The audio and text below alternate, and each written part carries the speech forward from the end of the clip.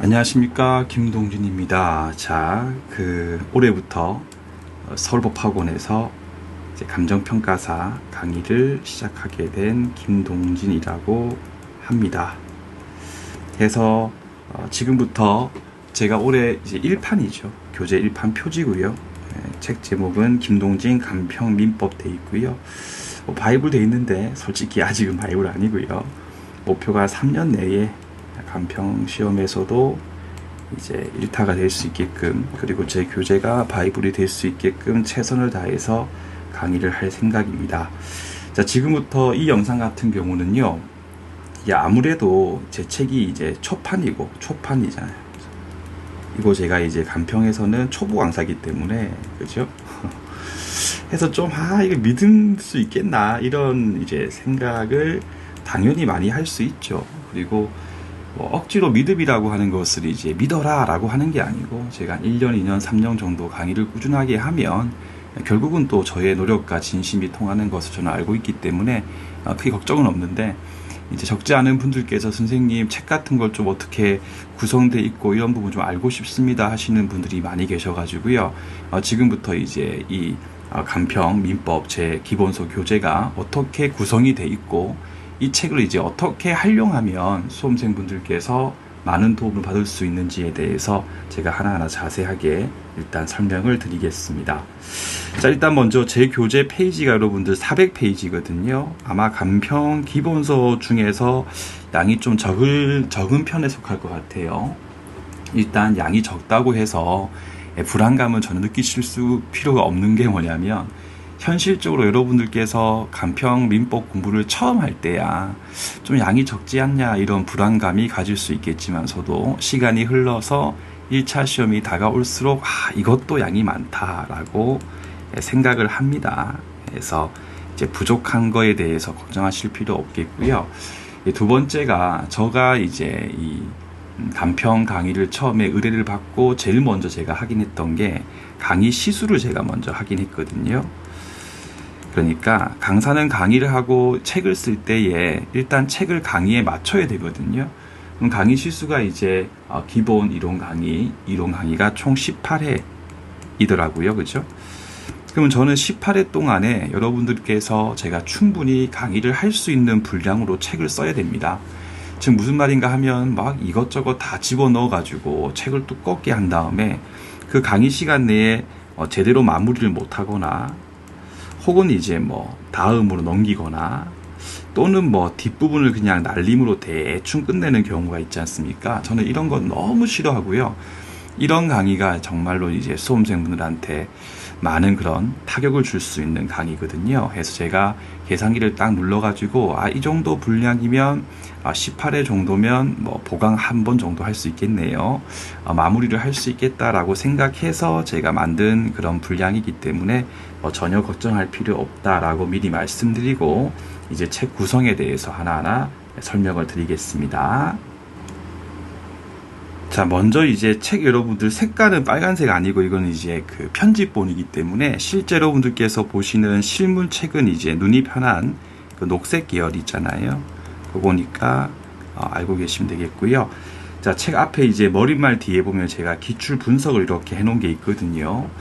처음에 이제 기출 분석할 때 보통 보면 몇 년도에 어떤 게 출제가 됐다 이제 이런 식으로 많이 하는데, 사실 그거는 큰 의미가 없을 수 있지 않습니까? 제가 전부 다 주제를 다 분석해 가지고 이렇게 배열했는데, 이제 간평 공부 처음 하실 때 보면 뭔지 모르겠지만 점유권이라고 하는 파트를 보니까 쭉 보시니까 그냥 같은 게 나오고 사례형 문제가 한 개도 없죠, 여러분들. 근데 오른쪽에 6번 보니까 소유권에 취득돼 있는데, 여기 보니까 취득시효, 취득시효, 사례형 이렇게 마크가 있지 않습니까? 여러분들께서 이제 기본 이론 강의 때, 그리고 심화 이론 강의할 때 가장 염두에 둘 부분이 요 사례형 문제에 대해서 전부 다 맞출 수는 없겠지만서도, 사례형이 빈출되는 그런 주제들 같은 경우는요, 반드시 공부할 때 갑과 을과 병이라고 하는 세 명의 인물을 두고 공부를 해야 돼요. 그러니까 나머지 사례가 이렇게 안 나오는 부분 같은 경우는 솔직히 그냥 무지성으로 눈에 계속 이제 익히고 암기를 해도 어느 정도 문제를 풀 수는 있거든요. 근데 사례형 문제 같은 경우는요, 그렇게 이해함이 없이 암기만 해가지고는 문제를 풀 수가 없어요. 이건 제가 이제 기출 분석표를 만들 때 이렇게 사례형이 잘 나오는 거 이렇게 표시를 했기 때문에 앞으로 공부하실 때 또 제가 강의할 때 언급하겠지만, 여러분들 지금부터 우리가 공부할 취득시효 파트 같은 경우는 사례형 문제가 잘 나오기 때문에 가불병에 대해서 조금만 신경을 더 쓰세요 라고 하면, 그 부분은 조금 더 신경 쓸 부분이구나 라고 하시면서 캐치하시면서 공부를 하시면 될 겁니다. 그 다음에 교재 28페이지를 가보시면요, 민법은요, 이게 양이 참 많잖아요. 그죠? 양이 진짜 무진장 많거든요. 법 과목 중에서 양이 제일 많은 게 민법이에요. 그럼 결국은 이 민법 공부를 가성비 있게 효율적으로 공부할 때 가장 중요한 게 강약 조절이에요. 강하게 공부할 곳은 강하게 공부하고, 약하게 대비할 부분은 제끼든지 그냥 혹은 눈에 한번 그냥 익히든지, 그렇게 이제 강약에 대해서 적절하게 이제 나눠가지고 공부하는 게 제일 중요한데, 요 강약 조절이라고 하는 것을 물론 강의할 때도 알려드리지만서도 강사가 하는 그런 코멘트를 전부 다 책에 이 부분은 중요하니까 잘 나옵니다 하면 그 수험생분들께서 이 부분은 중요해 이렇게 메모를 하시고, 이 부분은 중요하지 않어 이렇게 물론 하시는 분도 계시지만 많진 않거든요. 그래서 제가 책을 쓸 때 첫 번째 여기 보시면 이렇게 여러분들 기출 표시예요. 이게 감정평가사 2014년도하고 17년도에 이렇게 출제가 됐다라고 하는 표시거든요. 그럼 이런 표시가 있는 부분은 기출된 내용이죠. 물론 기출된 내용이 100% 다 중요한 것은 아니지만서도 기출된 내용은 90%는 중요한 거고요. 최소한의 기출된 내용의 90% 정도는 소화를 했을 때에 좀 안정적으로 점수를 받을 수가 있어요. 책에 보시면 이렇게 별표가 있고 기출 표시가 있는 부분 같은 경우는 중요한 내용이구나 라고 생각하시면서 공부를 하시면 됩니다. 그리고 밑에 여러분들 조문해가지고 민법 제8조가 있고, 요게 조문의 제목해가지고 표제라고 불러요. 옆에 보시니까 이렇게 기출 표시가 돼 있잖아요. 요것도 기출 표시예요. 그러면 선생님, 우리는 감정평가사 시험을 보는데 왜 책에 변리사도 있고 이것도 있습니까? 라고 하는 생각이 들 수 있지 않습니까? 여러분들 이 세 개가 이른바 산인공에서 똑같은 출제 기간에서 주관하는 시험이거든요. 특히 이 세 개 시험에서 판례 같은 경우는 조금씩 출제하는 그런 차이가 있어요. 그런데 조문 문제 같은 경우는, 조문 문제는 정말 상호 교류가 엄청 많이 이루어집니다. 따라서 이렇게 변리사, 노무사에서도 기출됐던 지문인 경우, 조문인 경우는요, 그만큼 중요한 거구나 라고 생각하고 공부를 하시면 좋아요. 근데 선생님, 그냥 간평에서 출제가 됐으면 출제했다고 하면 되지, 이렇게 또 연도수까지 이렇게 꼼꼼하게 표시한 이유는 뭡니까? 라는 생각도 들 수가 있는데, 그 27페이지 부분 가시면 중간에 민법 제6조를 보시면 딱 보는 순간 느낌이 드잖아요, 여러분들. 이렇게 연속으로 출제됐다가 한동안 쉬었어요. 한동안 시험 문제에서 심을 이렇게 가지고 출제가 안 됐다면, 그렇죠? 그럼 2025년도 시험 문제에서는 요 조문이 특 A급이 될 수 있다라고 하는 거예요. 또는 간평에서 한참 쉬었는데 최근에 변리사, 노무사 시험 문제에서 그 조문이 출제가 된 게 있다. 그럼 그 부분 또 특 A급이 되는 거거든요. 그럼 이런 식으로 공부하다 보면 조문에 대해서도 전부 다 공부를 하는 게 아니고 중요한 조문과 그렇지 않은 조문에 대해서 나눠서 공부를 할 수가 있어요. 그래서 우리 교재 70페이지를 보시면 보세요. 37조인데 거의 20년 전에 한번 나오고 안 나오고 있죠. 이것도 마찬가지죠. 또 밑에 여러분들 벌칙도 보세요. 조문인데 기출 표시가 전혀 없죠. 이런 것들은 그냥 제끼는 거예요. 만약에 우리 목표 점수가 90점 이상이라면 그러면 이제 이런 것도 암기를 적당하게 해야 되겠지만서도 우리 같은 경우에 그렇게 공부할 필요 전혀 없잖아요. 이런 부분들은 별로 안 중요하구나 제껴버리시는 방식으로 조문의 강약을 나눠가지고 공부하시게 되면 효율적으로 공부를 할 수가 있으실 겁니다. 그리고 교재 71페이지 정도 보면 이렇게 판례 박스가 있잖아요. 이게 판례거든요. 일단 기출 표시를 확인하시니까 와, 엄청 중요한데 최근에 오래 쉬었네. 그러면 이제 출제 특A급 플러스 되겠네 라는 생각 먼저 해주시고, 다음에 여러분들 판결이 이렇게 있었을 때 전부 다 시험에서 중요한 건 아니거든요. 그럼 결국 이 판례에서 어떤 부분이 시험 지문에서 출제가 되고 어떤 부분이 바뀌어서 틀린 지문으로 나오는가 등등등에 대해서 포인트를 잡기 위한 차원에서 이렇게 다 밑줄을 이렇게 다 그어놨어요. 그렇죠? 그럼 이건 시험 문제에서 제일 끝에 모르겠지만 중용할 수 없고라고 하는 부분을 항상 시험 문제에서 중용할 수 있다, 이런 식으로 출제를 하거든요. 그리고 조문 제목도 붙여놨어요. 그러면 이렇게 조문 제목이 있었을 때는 나중에 해독이 한 3, 4회독 이상 됐을 때는 이 조문 제목을 딱 봤을 때 이 판례가 대충 어떤 내용이다 라고 하는 생각이 들면 넘어가시면 되는 거예요. 알겠죠? 그리고 또 이제 판례를 정리할 때 보면 이제 한 세트로 정리할 필요성이 있는 내용들 같은 경우는 이렇게 도표로서 정리를 해놨거든요. 그래가지고 나중에 제가 또 강의를 할 때 한 번 더 언급하겠지만서도 106페이지를 보시면 뭔지 모르지만요, 108조 제2항에 있는 제3자에 해당하는 경우 해가지고 내용이 쫙 터나오죠. 여러분들 쫙 있고, 또 밑에 보시면 해당하지 않는 경우가 쫙 정리가 돼 있거든요. 여러분들 물론 공부할 때 둘 다 일단 처음에는 공부를 해야겠지요. 근데 마지막에 갔을 때는 이걸 둘 다 물론 공부하면 좋지만서도 조금 시간이 없는 분들께서는요, 둘 중에 더 숫자가 적은 거 보시면 되죠. 그럼 제3자에 해당하는 게 내용이 많고 제3자가 아닌 경우도 적기 때문에 두 개를 쭉 공부하시다가 시험 막판 갔을 경우는요, 제3자에 해당하지 않는 경우를 집중적으로 공부를 하시면 되죠.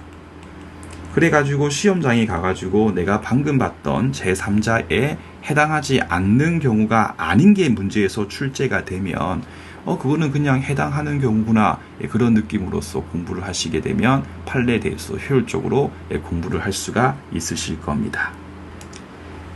다음에 교재 32페이지를 보시면요, 이렇게 민법 제10조 조문이 있잖아요. 그렇죠? 이 조문도 가만 보니까 되게 중요해 보이는데, 민법 조문들 중에 대다수가 그냥 읽었을 때 이게 무슨 소린지라고 하는 생각이 들지만서도 수업 시간 때 설명을 들으면 이게 그거구나 라고 정리가 되는 조문이 있는 반면에, 이 희한하게 설명을 들을 때는, 강의 시간에 설명 들을 때는 이해가 돼요. 근데 문제가 뭐냐면 한 일주일만 지나가지고 다시 보면 뭐지? 이런 생각이 드는 조문이 제법 있거든요. 여러분들 대표가 이 10조 같은 조문이에요.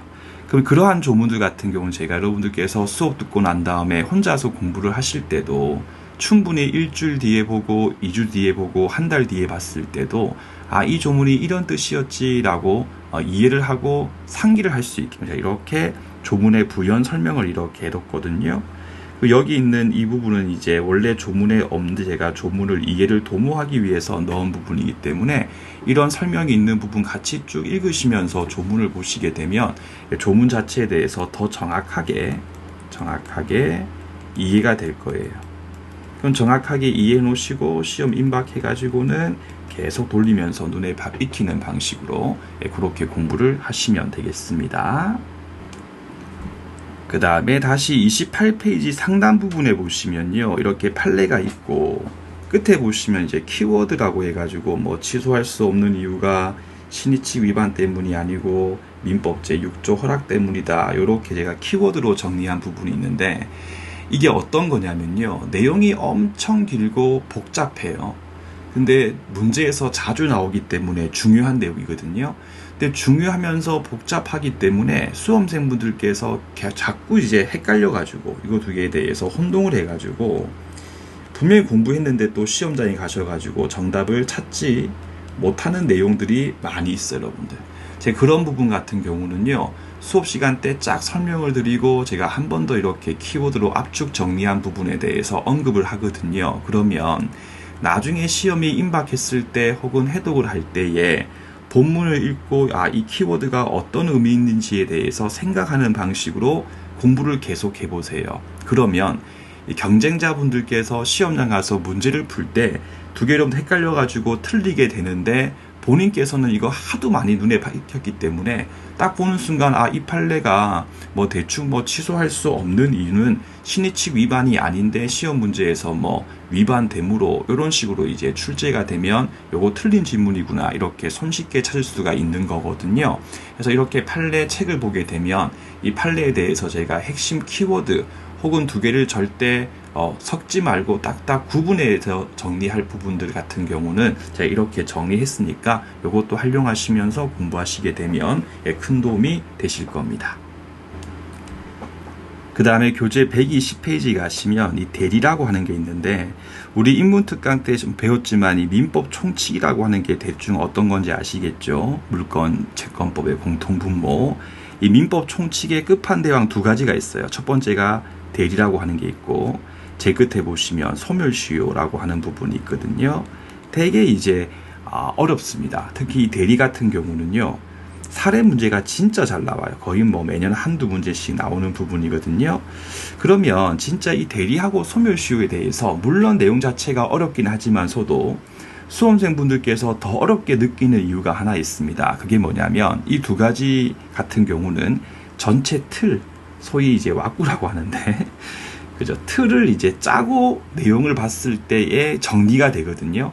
그러니까 책을 그냥 쭉 보면 내가 누구고 내가 지금 어디에 있지 이런 생각이 들어요.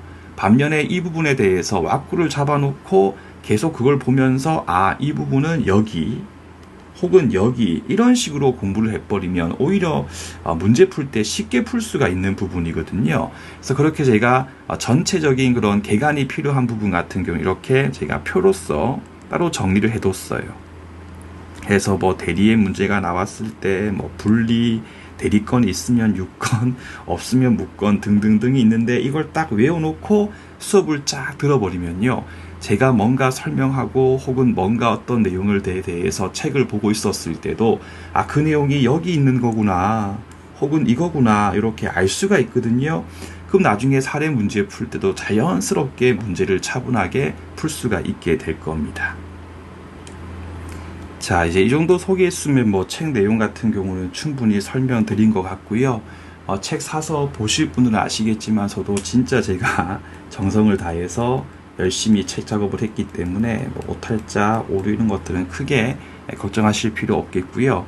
저는 원래 강의할 때 자신 없으면 시작 안 하거든요. 제가 이제 오랜 기간 동안 10년 정도 변리사 강의할 때 항상 감정평가사 기출문제까지 다 분석해가지고 강의를 했었고 또 간평에 대한 그런 각종 자료자 준비가 돼 있어가지고 충분히 준비가 된 상태에서 교재를 썼고 이제 강의를 시작하기 때문에 혹시 뭐 책 괜찮고 뭐 제가 그렇게 쉽지 않으신 분들 같은 경우는 저를 믿고 강의 듣고 쭉쭉쭉 공부하셔도 크게 문제가 없을 것이다 라고 말씀드리면서 이번 영상 마무리할게요 여러분들. 그래서 밑에 그 유튜브 영상 같은데 밑에 보게 되면 다음 카페 하고 이제 그 단톡방 주소 등이 나와 있을 거니까요.